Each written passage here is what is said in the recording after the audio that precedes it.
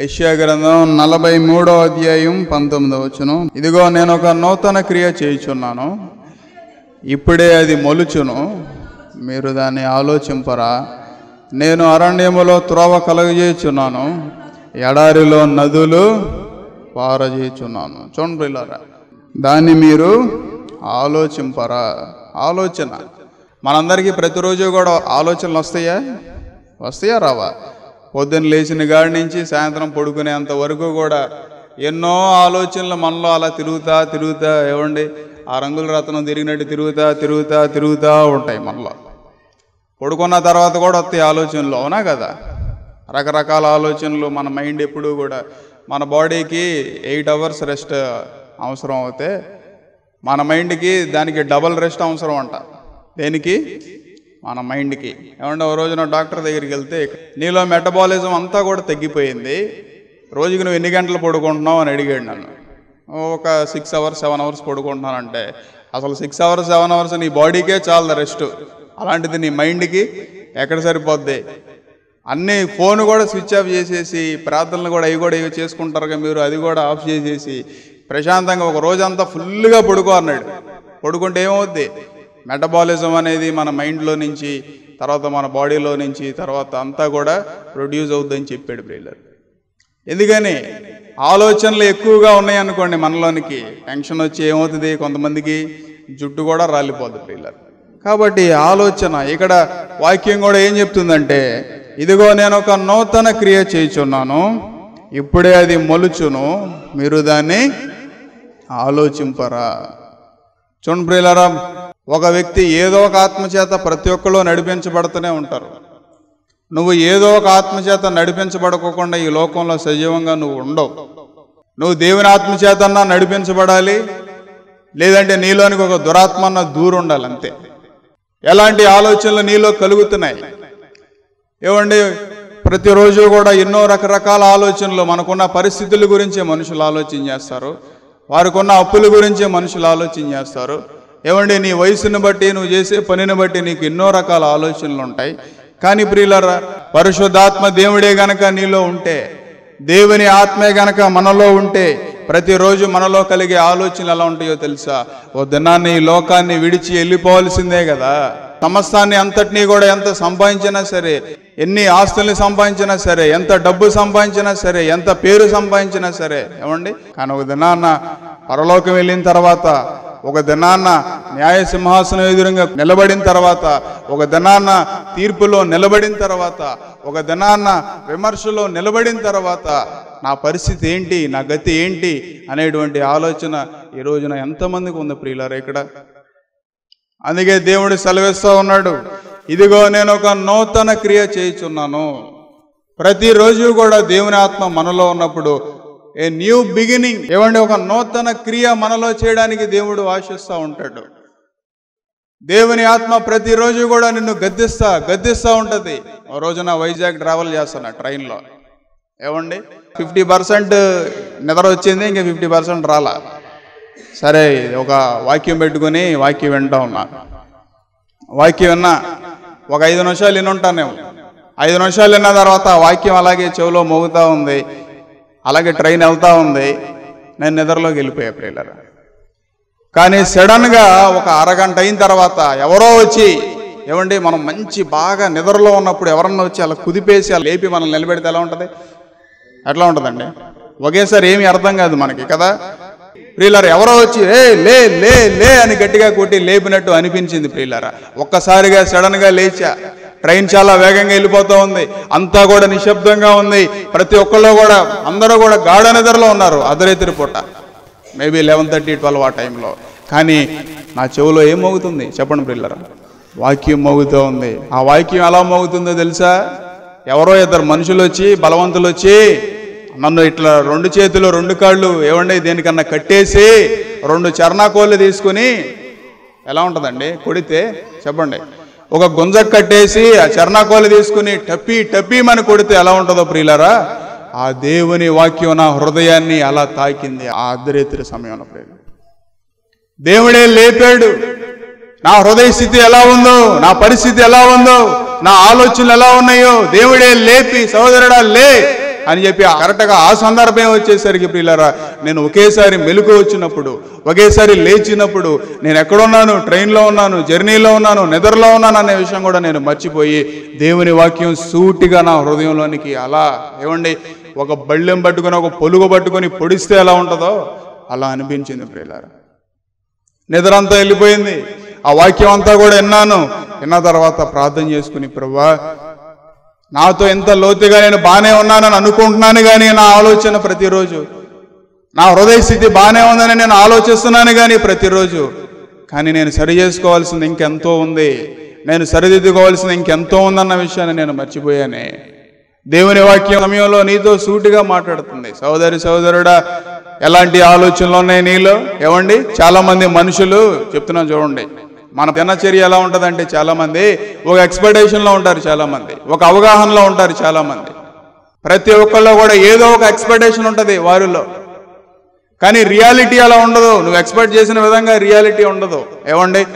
కొంతమంది మనుషులు వీళ్ళు చాలా మంచోళ్ళు కదా అనుకుంటాం, వీళ్ళు చాలా చెడ్డోళ్ళు కదా అనుకుంటాం, వీళ్ళు సరైన వాళ్ళు కాదు కదా అనుకుంటాం, వీళ్ళు సరైన వాళ్ళు కదా అనుకుంటాం. ప్రతిరోజు ఒక్కొక్క మనిషిని చూసినప్పుడు, మీరందరూ నన్ను చూసినప్పుడు మీకు ఒక ఎక్స్పెక్టేషన్ అనేది ఉంటుంది, ఒక అవగాహన అనేది ఉంటుంది.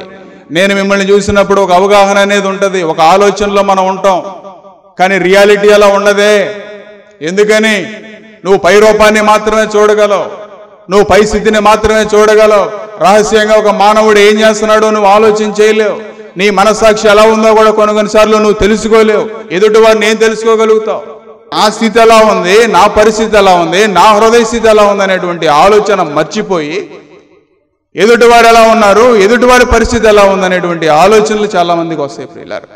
దేవునికి దూరంగా వెళ్ళిపోయినాయి నీ ఆలోచనలు. ఏనాడో దేవునికి దూరంగా నీ ఆలోచనలు నిన్ను తీసుకెళ్ళిపోయినాయి ప్రియులారా. దుష్టుడు ఎన్నో రకాలైనటువంటి బాణాలు నీ మీద ప్రయోగించి ఎన్ని రీతులుగా నిన్ను వెనకలాగుతాడో తెలుసా? దుష్టుడు ఆలోచన చొప్పున నడవక, పాపుల మార్గమున నిలువక, అపహాసుకులు కూర్చున్న చోట కూర్చుండక, దేవారాత్రములు దాని వాడు ధన్యుడు. దుష్టుల ఆలోచన చొప్పున నడువక. ఎంతమంది ఉన్నారు ప్రియులారా నీ చుట్టూ?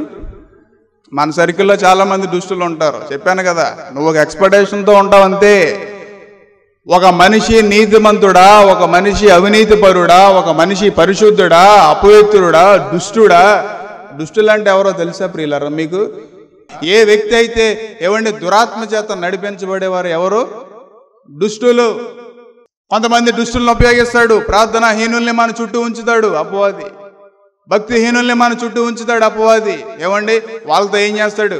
నీ ఆత్మీయ జీవితాన్ని అంతా కూడా నీ ఆలోచనలంతా కూడా మార్చేస్తూ ఉంటాడు. ఒక దినాన్న వారి పరిస్థితి కూడా అలా అయిపోద్దో తెలుసా? దుష్టులు గాలి చెదరగొట్టు పొట్టువలే అయిపోతారు. జర్మనీ దేశంలో పుట్టినటువంటి ఒక హిట్లర్, ప్రపంచాన్ని గడగడలాడించినటువంటి హిట్లర్, ఆఖరిగా మనశ్శాంతి లేక, సంతోషం లేక ఆయన తుపాకీ, ఆయన రైఫిల్ని తీసుకుని ఆయన పెట్టి పేల్చుకుని ఏమైపోయాడు? చనిపోయాడు. దుష్టులు కూడా అంతే ప్రియులారా. మంచోళ్లే కదా నువ్వు ఆలోచన చేస్తావు, పర్లేదు కదా వీళ్ళు క్రైస్తవులే కదా నువ్వు ఆలోచన చేస్తావు. లోకస్తుల కన్నా భయంకరమైన వ్యక్తులు ఎవరో తెలుసా ప్రియులారా మీకు? ఈ దుష్టులే. వారు పాపాత్ములు, వారు లోకంలో ఉండేవారు, వారు అన్యులు. వారికి పెట్టిన పేరేంటంటే అన్యులు. వారికి దేవుడు అంటే ఏంటో తెలియదు, నీతి అంటే ఏంటో తెలియదు ప్రియులారా. ఈ దుష్టులు ఎలాంటి వారో తెలుసా? దేవుని మందిరంలోనే ఉంటారు, దేవుని వాక్యాన్ని తెరుస్తారు, అన్నీ తెలుసు వారికి, కానీ దేవుని ఆత్మ వారిలో ఉండదు. వారే దుష్టులు ప్రియులారా. అలాంటి ఆలోచనలు ఇచ్చేవారు నీకు ఎవరైనా ఉన్నారా నీ చుట్టుపక్కల? అలాంటి ఆలోచనలు ఇచ్చి నీ జీవితాన్ని అంతటినీ కూడా దిగజారిపోయినటువంటి స్థితిలోకి తీసుకెళ్లేవారు ఎవరైనా ఉన్నారా ప్రియులారా? అందుకే దుష్టులు ఆలోచన చొప్పున నడువక.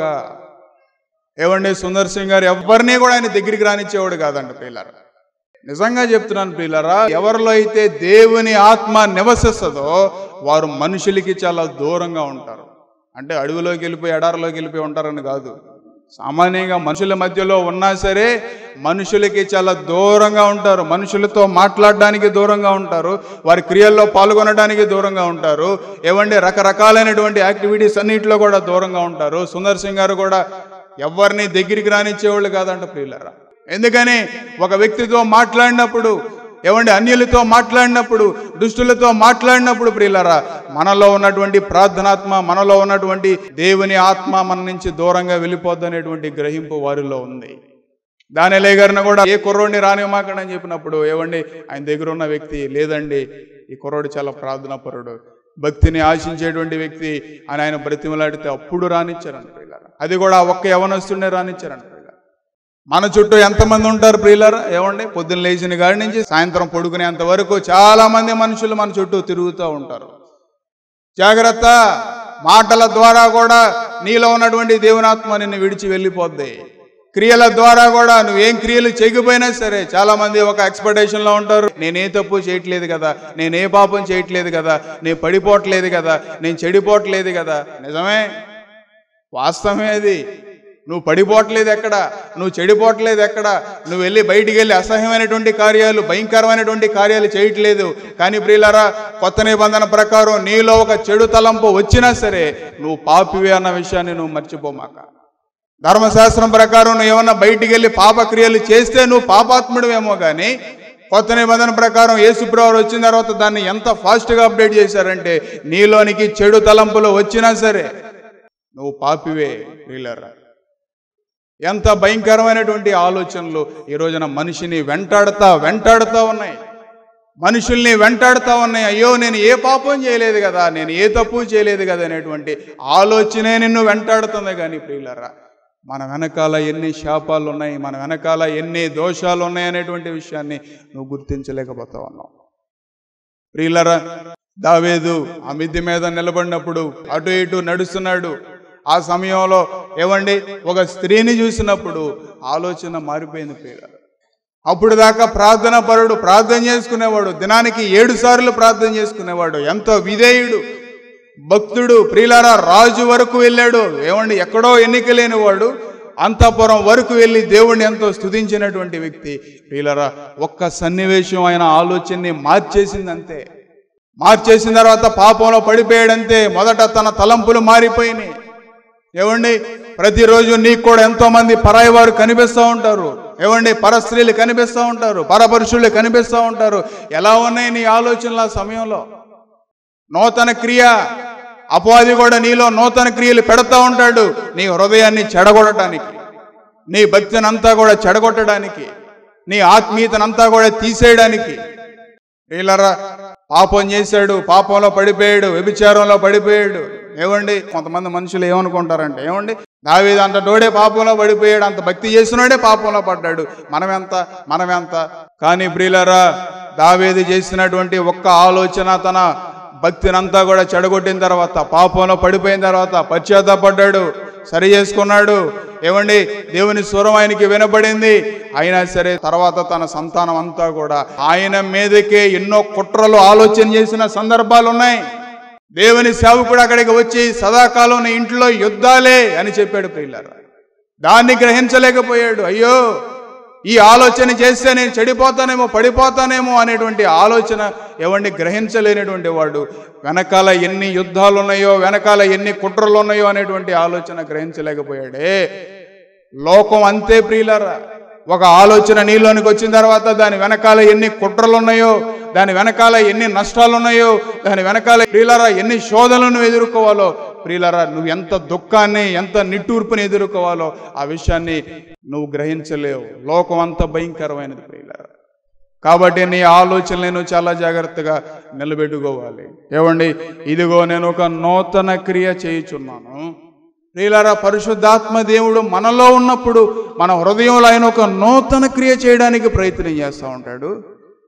ప్రతిరోజు కూడా ఒక నూతన ఆలోచన నీలో కలిగించడానికి ప్రయత్నం చేస్తూ ఉంటాడు. ఏమండి నువ్వు భక్తిలో నడుస్తున్నప్పుడు, ఆత్మీయతలో ముందుకెళ్తున్నప్పుడు ప్రతిరోజు కూడా దేవుడు నీకు క్రొత్తగానే కనిపిస్తాడు. ప్రతిరోజు కూడా దేవుని ఆత్మ నీకు క్రొత్తగానే ఉంటుంది. ఏమండి ఏదో సంవత్సరానికి ఒకసారి 31వ తారీఖు రాగానే వాచ్ నైట్ సర్వీసులో వచ్చి ఆ రోజు దేవుణ్ణి కొత్తగా చూడటం కాదు. దేవుని ఆత్మ నీలో ఉన్నప్పుడు, దేవుని సన్నిధి నీలో ఉన్నప్పుడు ప్రతి క్షణం కూడా అది నీకు క్రొత్తగానే కనిపిస్తుంది. ఎందుకో తెలుసా? పరిశుద్ధాత్మ దేవుడు నీలోనికి వచ్చి ప్రతిదీ కూడా నీకు క్రొత్తగా చూపిస్తూ ఉంటాడు.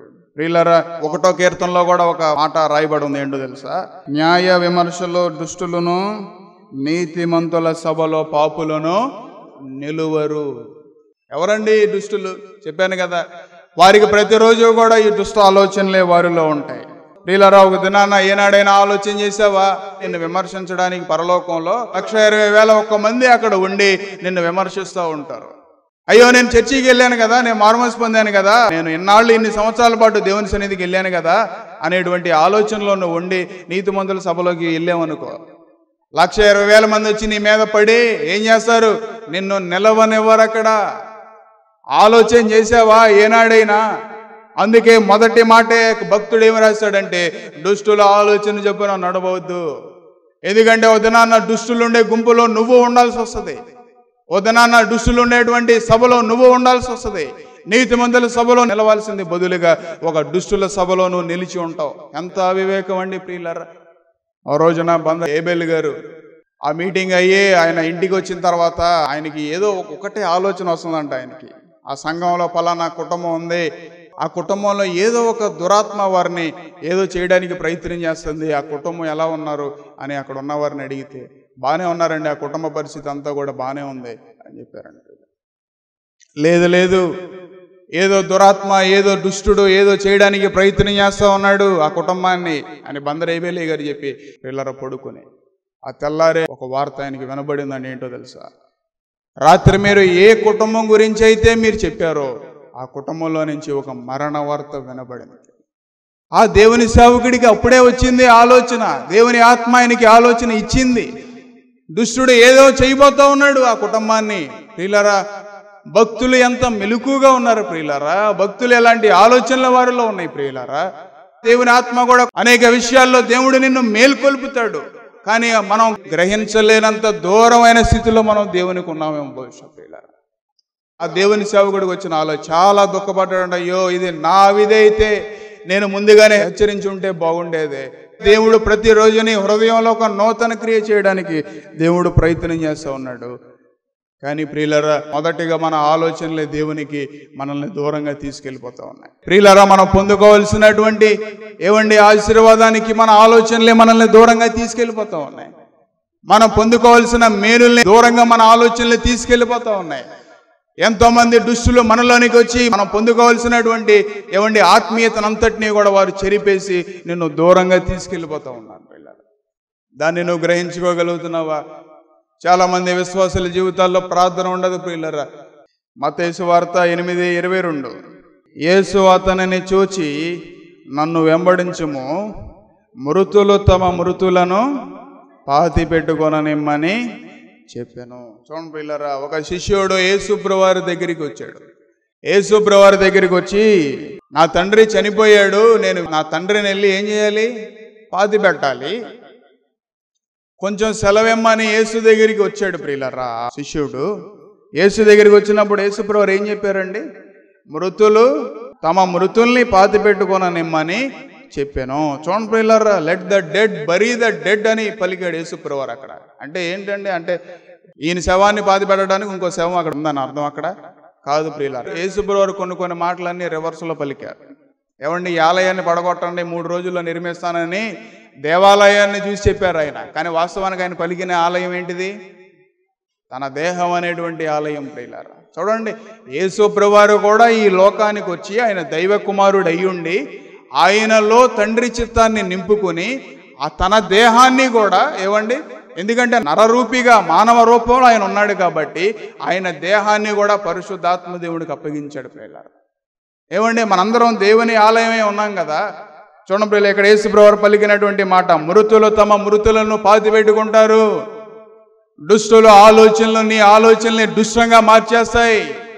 ఎంత భయంకరమైనటువంటి ఆలోచనలు ఈ రోజున మనిషిలోనికి ప్రవేశిస్తాయి అంటే ప్రియులారా, మృతుల్నే పాతి పెడతారు. ఒక మృతమైన వ్యక్తితో నువ్వు స్నేహం చేస్తే నువ్వు మృతుడివే అయిపోతావు. ఒక అనాలోచన వ్యక్తితో, ఒక భక్తిహీనులతో మనం స్నేహం చేస్తే నువ్వు భక్తిహీనమైన స్థితిలోనే ఉండిపోతావు ప్రియులారా. మన ఆలోచనలు ఎలా ఉన్నాయి? మనం కలిసేటువంటి మనుషులు ఎలా ఉన్నారు? ఎక్కడికి పడితే అక్కడికి మనం వెళ్ళామనుకోండి, మన హృదయ స్థితి అంతా కూడా ఏమైపోద్ది? చనిపోద్ది. మృతుల్నే పాతి పెడతారు. దాన్ని మనం గ్రహించలేకపోతా ఉన్నాం ప్రియులారా. దేవుడేమో నీలో నూతన క్రియ చేయడానికి, దేవుడేమో నీ కుటుంబ పరిస్థితిని అంతటినీ కూడా మార్చడానికి, దేవుడేమో నిన్ను లేవనెత్తడానికి సంసిద్ధంగా ఉంటే ప్రియులారా, మృతుల్ని పాతి పెట్టడానికి సిద్ధంగా ఉన్నారు లోకంలో ఎంతో మంది ప్రియులారా. దుష్టుడు నీలో ఉన్నటువంటి ఆత్మీయతను అంతటినీ కూడా తీసేసుకుని, నీలో ఉన్నటువంటి ఆలోచనలంతా కూడా మార్చేసి, నేను పడిపోవట్లేదు కదా, నేను చెడిపోవట్లేదు కదా అనేటువంటి ఆలోచనే నీలో ఉంటుంది. కానీ దాని అర్థం ఏంటో తెలుసా ప్రియులారా, నువ్వు ఆల్రెడీ పడిపోయావు, నువ్వు ఆల్రెడీ చెడిపోయావు. కాబట్టి నీలో పడిపోయిన తర్వాత, నీ ఆత్మీయత మరణించిన తర్వాత, నీ మనస్సాక్షి అంతా కూడా వేరైపోయిన తర్వాత నీలోనికి వచ్చే మొదటి ఆలోచన ఏంటో తెలుసా, నేను పడిపోను కదా, నేను చెడిపోను కదా. నిరీక్షణ లేదు. దేవుని ఆత్మ, దేవుని ఆలోచన మనలో ఉంటే ప్రియులారా, మనకొక నిరీక్షణ ఉంటుంది. కానీ చాలా మందికి నిరీక్షణ లేదు ఈ ఉదయకాల సమయంలో. ఎందుకని నిరీక్షణ లేదు? ఎందుకని మనలో నిరీక్షణ ఉండట్లేదు? కారణం ఏంటంటే నీలో ఉన్నది దేవుని ఆత్మ కాదు కాబట్టి. ఇక్కడ నిరీక్షణతో పలికిన మాటలు ఉన్నాయి. ఏమనున్నాయి చూడండి పిల్లరా కింద. ఇదిగో నేను ఒక నూతన క్రియ చేయుచున్నాను, ఇప్పుడే అది మొలుచును, మీరు దాన్ని ఆలోచింపరా? చూడండి ప్రియులారా, తర్వాత మాట ఏమని రాయబడి ఉంది? నేను అరణ్యములో త్రోవ కలగజేయుచున్నాను, ఎడారిలో నదులు పారజేయుచున్నాను. చాలా మంది జీవితాలు అరణ్యాలే. ఎటు చూసినా అరణ్యమే, ఎటు చూసినా విచారమే, ఎటు చూసినా దుఃఖమే, ఎడారి లాంటి జీవితం అయిపోయింది ప్రియులారా చాలా మంది జీవితాలు. మీ హృదయ స్థితులు ఎలా ఉన్నాయో నాకు తెలియదు కానీ, మీ కుటుంబ పరిస్థితులు ఎలా ఉన్నాయో నాకు తెలియదు కానీ ప్రియులారా, ఒక నిరీక్షణ నీలో లేదు అంటే ప్రియులారా, అపవాది దుష్టుడు మన ఆలోచనల్ని ఎంతవరకు తీసుకెళ్ళిపోతాడంటే, ఒక నిరీక్షణ ఉంది అనేటువంటి విషయాన్ని నువ్వు మర్చిపోతావు. మనకు ఒక రక్షకుడు ఉన్నాడు, మన దేవుడు సజీవంగా ఉన్నాడు, ఆయన మరణాన్ని జయించాడు అనేటువంటి విషయాన్ని నువ్వు మర్చిపోతావు. అపవాదే నీకు అన్ని క్రియలు నేర్పిస్తాడు, నీలో ఆసక్తి నింపుతాడు, నీలో విశ్వాసాన్ని నింపుతాడు, కానీ నీలో నిరీక్షణ నింపలేడు, నీలో ప్రేమ నింపలేడు, నీలో సమాధానాన్ని నింపుతాడు, కానీ అది నిలవదు ప్రియులారా. ఎట్ ది ఎండ్ చివరికి వచ్చేసరికి ప్రియులారా నీకు దుఃఖమే మిగులుతుంది. కాబట్టి సోక్రటీస్ అనేటువంటి దేవుని సేవకుడు కూడా ఏం చెప్పాడంటే, I cannot teach anybody anything అని చెప్పాడు. సోక్రటీస్ అంటే ఆయన చాలా పెద్ద దేవుని సేవకుడు. నేను ఎవరికి ఏమీ నేర్పించలేను, I can only make them think అని చెప్పాడు ప్రియులారా. నేను కేవలం వారిని ఆలోచింప చేయగలనంతే. ఈ రోజున సువార్త కూడా అంతే ప్రియులారా, కేవలం సువార్త నిన్ను ఆలోచింపజేస్తుంది అంతే ప్రియులారా. యేసుప్రభువు వారు గెరాసిన ప్రాంతం దగ్గరికి వెళ్ళినప్పుడు 2000 దయ్యాలు పట్టినప్పుడు ఎలా ఉన్నాయి ఆయన ఆలోచనలు? తను గాయపరుచుకుంటున్నాడు, మనుషుల్ని భయపెడతా ఉన్నాడు, సమాజంలో జీవిస్తూ ఉన్నాడు. ఈ రోజున లోకంలో కూడా నువ్వు కూడా నామకార్థంలో బ్రతికినప్పుడు, దేవుని ఆత్మకి దూరంగా ఉన్నప్పుడు నీ ఆత్మీయ స్థితి కూడా అలాగే ఉంటుంది ప్రియులారా. తెలియకుండానే నీ ఆత్మను గాయపరుచుకుంటావు, తెలియకుండానే నీ హృదయాన్ని నువ్వు గాయపరుచుకుంటావు, తెలియకుండానే నీ ఆలోచనల ద్వారా, నీ పరిస్థితుల ద్వారా నీ హృదయాన్నంతటినీ కూడా నువ్వు మనస్సాక్షిని పాడు చేసుకుంటావు. యేసుప్రభువు వారు అక్కడ కార్యం చేసిన తర్వాత, దయ్యాల్ని పంపించిన తర్వాత అందరూ వచ్చి చూసినప్పుడు ఆ యవనస్తుడి పరిస్థితి ఎలా ఉందండి? అరే చక్కగా ఉన్నాడే, మారిపోయాడే, పరిస్థితి బాగుందే. అక్కడ జరిగిన విచారం ఏంటో తెలుసా ప్రియులారా? అక్కడి నుంచి యేసుప్రభువు వారు నువ్వు ఇక్కడికి రావద్దు, ఈ గ్రామంలోనికి నువ్వు ప్రవేశించొద్దు అని ఆ గ్రామంలో ఉన్న వ్యక్తులు అక్కడి నుంచి యేసుప్రభువు వారిని పంపించేశారు. నువ్వు కూడా యేసుక్రీస్తుని ప్రియులారా, యెషయా గ్రంథం 9:6లో ఏమని రాయబడి ఉంది ప్రియులారా? ఏలయనగా మనకి శిశువు పుట్టెను, మనకి కుమారుడు అనుగ్రహించబడెను, ఆయన భుజబల మీద ఏముంది? రాజ్యభారం ఉంది, ఆయన ఆశ్చర్యకరుడు. రెండో మాట ఏంటి? ఆలోచనకర్త. సువార్త నీ దగ్గరికి వచ్చినప్పుడు నువ్వు కూడా ఏం చేస్తున్నావు అంటే, గెరాసిన ప్రాంతంలో ఆ ప్రజలందరూ కూడా క్రీస్తుని నువ్వు అవసరం లేదు బాబు, నువ్వు ఇక్కడి నుంచి వెళ్ళిపో, నువ్వు కూడా పంపించేస్తున్నావు అంతే. క్రీస్తుని అవసరంలా, సువార్త అవసరంలా, నాకు చాలా జ్ఞానం ఉంది. స్పర్జన్ గారు ఏం చెప్పారంటే, free will carried many souls to hell అని పలికాడు ప్రియులారా. నీ జ్ఞానం, నీ చిత్తం, నీ స్వచిత్తం, నీ స్వనీతి నేను నరకానికి తీసుకెళ్ళిపోద్దన్న విషయాన్ని మర్చిపోమాక ప్రియులారా. Let the dead bury the dead అన్నట్టుగా, మృతుల్నే పాతి పెడతారు అన్నట్టుగా, దుష్టులు గాలి చెదరగొట్టు పుట్టువలేనుంటారు అన్నట్టుగా ప్రియులారా, ఇవన్నీ ఎప్పుడైనా ఆలోచన చేసావా? అయ్యో నా చుట్టూ ఉన్నటువంటి మనుషులు, విస్తారమైనటువంటి మాటలు, విస్తారమైనటువంటి స్నేహం ప్రియులారా, ఇవన్నీ కూడా నా జీవితంలోనికి వచ్చి నన్ను పాడు చేస్తాయి అనేటువంటి విషయాన్ని ఆలోచన చేసావా? ఏమండి, మన హృదయ స్థితి ఎప్పుడూ కూడా దేవుని దగ్గర సరిగా ఉండాలి కదా. మన పరిస్థితులు ఎప్పుడూ కూడా దేవుని వైపు చూసినప్పుడు, క్రీస్తు వైపు చూసినప్పుడు ప్రియులారా మన ఆలోచనలు మారాలి కదా. సువార్త నీ దగ్గరికి వచ్చినప్పుడు, సువార్త నీలో ఉన్నప్పుడు, దేవుని వాక్యం నీ హృదయం దగ్గరికి వచ్చినప్పుడు నీ ఆలోచనలు మారాలి కదా. నువ్వు మార్చుకోలేకపోతున్నావు అంటే దానికి అర్థం సంథింగ్ నీలో ఏదో డిఫాల్ట్ ఉంది. సంథింగ్ ఏదో నీలో ఒక దురాత్మ నీలోనికి దూరి నిన్ను నడిపేస్తూ ఉంది. కాబట్టి దేవుడు ఒక నూతన క్రియ నీ హృదయంలో చేయడానికి, దేవుడు ఒక నూతన క్రియ నీ కుటుంబంలో చేయడానికి దేవుడు ఆశిస్తూ ఉన్నాడు. కానీ దేవుని మాటకి చోటు ఇవ్వడానికి నువ్వు సిద్ధంగా ఉన్నావా? యేసుప్రభు వారిని అక్కడ తరిమేసినట్టుగా నువ్వు కూడా తరిమేస్తున్నావు క్రీస్తుని. అవసరం లేదు, ప్రార్థన అవసరం లేదు, పశ్చాత్తాపం అవసరం లేదు, సరి చేసుకుంటాం అవసరం లేదు, తరిమేస్తున్నావు నువ్వు క్రీస్తుని అంతే. కాబట్టి ప్రియులరా, నువ్వు క్రీస్తు వైపు ఏనాడైతే తిరిగావో, యేసు వైపు ఏనాడైతే తిరిగావో నీ ఆలోచనలన్నీ కూడా మారిపోతాయి. ఒక రోజున మదర్ తెరీసా గారు బైబిల్ చదువుతున్నారంట. ఏమండి, when she was young lady she was reading the Bible. ఏం చదువుతున్నారంటే ఒక మాట ఆమెను బలంగా తాకిందండి. ఏంటో తెలుసా? నేను ఆకలిగా ఉంటేనే మీరు నాకు ఆహారం ఇచ్చితిరి, ఏమంటే నేను దిగంబరిగా ఉంటేనే మీరు నాకు వస్త్రాలు ఇచ్చితిరి, నేను దాహంగా ఉన్నాను మీరు నాకు నీళ్ళు ఇచ్చితిరి అనే వాక్యం ఆమెను తాకిందంట ప్రియులారా. అక్కడే ఆ వాక్యం దగ్గర ఆమె ఆగిపోయింది. నిజమే కదా, దేవునికి నేనేమి ఇచ్చాను ప్రియులారా? ఆ క్షణాన్న సిలువని జ్ఞాపకం చేసుకుందంట. ఒక రిపోర్టర్ కూడా వచ్చి ఇండియాలో, అమ్మా నువ్వు ఇంతవరకు రావడానికి కారణం ఏంటి అని అడిగితే ఆమె ఆ వాక్యాన్ని కోట్ చేసిందంట ప్రియులారా. సిలువలో నేను యేసుని జ్ఞాపకం చేసుకున్నాను. యేసుని జ్ఞాపకం చేసుకున్నప్పుడు ఆయన నా కోసం నరవతారిగా మారి నేను పొందాల్సిన శిక్షని, నేను పొందాల్సిన శాపాన్ని, నేను పొందాల్సినటువంటి మరణాన్ని సిలువలో క్రీస్తు పొందాడు. ఆ క్షణాన్ని నేను జ్ఞాపకం చేసుకున్నప్పుడు నేను క్రీస్తు కోసం ఏం చేశాను అనేటువంటి ఆలోచన ఆమెలోకి వచ్చిందండి పిల్ల. క్రీస్తు నా కోసం ఇంత చేశాడు కదా, కానీ క్రీస్తు కోసం నేనేమి చేశాను అనేటువంటి ఆలోచన వచ్చినప్పుడు ప్రియులరా మన భారతదేశం వచ్చి కలకత్తా వచ్చి ఆమె ఎంతో ప్రయాసపడింది. ఉదయకాల సమయంలో నీకు ఎలాంటి ఆలోచన ఉంది సహోదరి సహోదరుడా?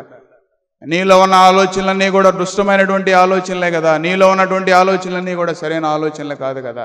కాబట్టి నీ ఆలోచనలన్నీ కూడా సరి చేయడానికి దేవుడు సిద్ధంగా ఉన్నాడు. నీ పరిస్థితిని అంతటినీ కూడా సరి చేయడానికి దేవుడు సంసిద్ధంగా ఉన్నాడు. ఆయన సిద్ధంగా ఉన్నాడు. అరణ్యములో నేను త్రోవని కలగజేస్తాను, ఎడారిలో ఆయన నదుల్ని పారు చేయడానికి, నీ హృదయంలో నది పారు చేయడానికి దేవుడు సిద్ధంగా ఉన్నాడు. కానీ నీ ఆలోచన మార్చుకోవడానికి నువ్వు సిద్ధంగా ఉన్నావా? చిన్న ప్రార్థన చేసుకుందాం పిల్లారా. మీరు వాక్యం విన్నారు కదండి. ఈ వాక్యం మీలో ఫలించలాగున, ఈ వాక్యం మిమ్మల్ని నడిపించలాగున నేను ప్రార్థన చేస్తాను. ఆ తర్వాత మీకు ఎవరికైనా అనారోగ్యంగా ఉంటే మీ చేతులు ఎక్కడ అనారోగ్యం ఉంటే అక్కడ పెట్టుకోండి, లేదా తల మీదైనా పెట్టుకోండి. మీరు విశ్వాసం ఉంచండి ఈ ప్రార్థన మీద. నేను విశ్వాసంతో ప్రార్థన చేస్తాను. మీ విశ్వాసం మా విశ్వాసం గొప్ప కార్యాలని దేవుడు, స్వస్థత కార్యాలను దేవుడు నడిపిస్తాడు. చిన్న ప్రార్థన. పరిశుద్ధైన మా తండ్రి, ప్రేమగల ప్రభువా, దయగలిగిన మా తండ్రి, మీకు వందనాలు స్తుతులు స్తోత్రాలు అయ్యా. ఈ మాటలన్నీ కూడా వారి హృదయాల మీద పనిచేయటానికి, వారిని నడిపించడానికి, వారిని విమోచించడానికి సహాయం చేయడాడి మీకు వందనాలు నాయన. ఎవరైతే చేయి పెట్టుకున్నారో వారు చేయి మీరు చేయి పెట్టిన ఆయన, మీరు పొందిన దెబ్బల చేత మా స్వస్థత కలుగుతుంది నాయన. నీ వస్త్రపు చెంగులో స్వస్థున్నది, మీ నోటు ఉమ్ములో స్వస్థున్నది, మీ నోటు వాక్కులో స్వస్థున్నది ఏసయ్యా. ఎవరైతే అనారోగ్యంగా ఉన్నారు మీరు మీ యేసు నామములు ఇప్పుడే స్వస్థపరిచిన ఆయన అయ్యా. మా దగ్గర ఇండి బంగారం లేవు కానీ మాకు కలిగిందే నీకు ఇచ్చిస్తున్నావు నజరేయుడైన యేసు నామంలో నాయన. వారు పేతురు ఆహాన్ని ప్రార్థించినప్పుడు ఎలాగో పుట్టుకుంటూ వాళ్ళు వేసాడు ప్రభా. మీ నామంలో శక్తి ఉందయ్యా, మీ నామంలో శక్తి ఉందయ్యా, మీ నామంలో విడుదల ఉందా, మీ నామంలో స్వస్థత ఉందయ్యా నాయన. ఇగో నాయన బిడ్డలను స్వస్థపరిచి ఆరోగ్యం చేత నింపండి, గొప్ప రక్షణ బిడ్డలకు దయచేయమని, ఈ కుటుంబంలో శాంతి సమాధానాలు దయచేయమని మా జీవత్పతి నేసే పాదం దగ్గర సాగిలపడి అతి వినయంతో అడిగి వేడుకుంటున్నాము తండ్రి. Amen, amen, amen. మంచిదండి పిల్లరా. మీ ఇంకా ప్రార్థన అవసరం కావాలంటే మా ఫోన్ నెంబర్లకి మీరు ఫోన్ చేయండి, మీకు మేము అందుబాటులో ఉంటాం. మంచిదండి. మా అడ్రస్ LAF బెతెస్దా ప్రార్థనా మందిరం, స్విమ్మింగ్ పూల్ రోడ్, సర్కర్ తోట, మచిలీపట్నం, ఆంధ్రప్రదేశ్, కృష్ణా డిస్ట్రిక్ట్.